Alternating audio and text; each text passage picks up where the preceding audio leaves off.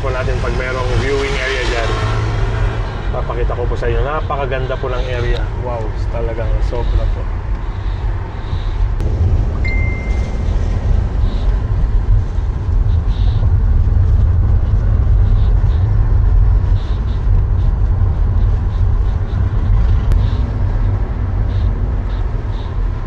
Ito natin dito, ha? Ulap.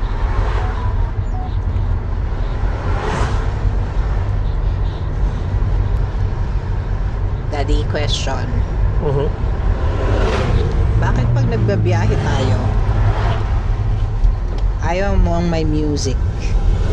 Music? Nakuna, hindi kasi ako music lover. Pero anyway, kidding aside,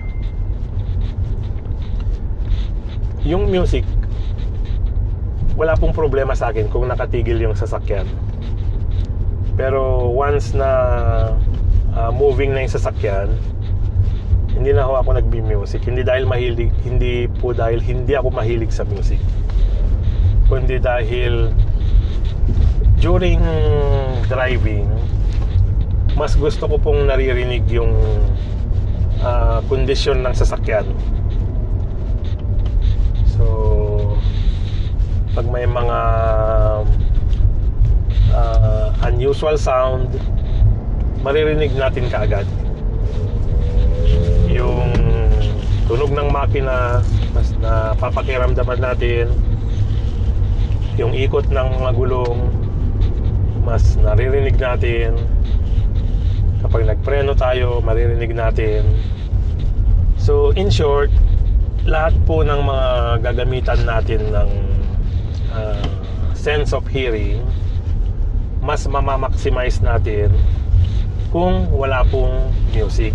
Although sabihin natin na light lang naman, still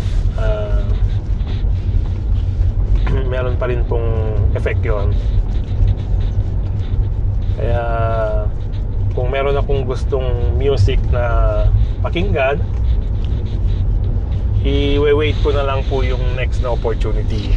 Let's say, okay, nag-stop na, meron tayong waiting time, nililista ko na lang po, ganda yung music na yun, sige, pakinggan natin mamaya yun. Parang ganun po ang parang ginagawa ko, para po ma-enjoy ko pa rin yung music, at the same time hindi ko po na tawag dito, na compromise yung gusto kong marinig yung overall condition ng sasakyan while moving. Okay? So yun lang naman po ang kwan ko, ang reason ko kung bakit hindi ako nagmi-music. Talagang napapansin din po sa akin lahat yan, na kahit na gaano kahaba yung travel, na babagot na yata yung mga kasama ko sa trabaho, sa biyahe, gusto nilang mag-music, na nakikiusap ako na kung pwede wag muna. Kasi nga, talagang kapag moving na yung sasakyan, naka-focus na po yung sense of hearing ko sa nangyayari sa sasakyan. So yun lang po ang ating reason. Okay?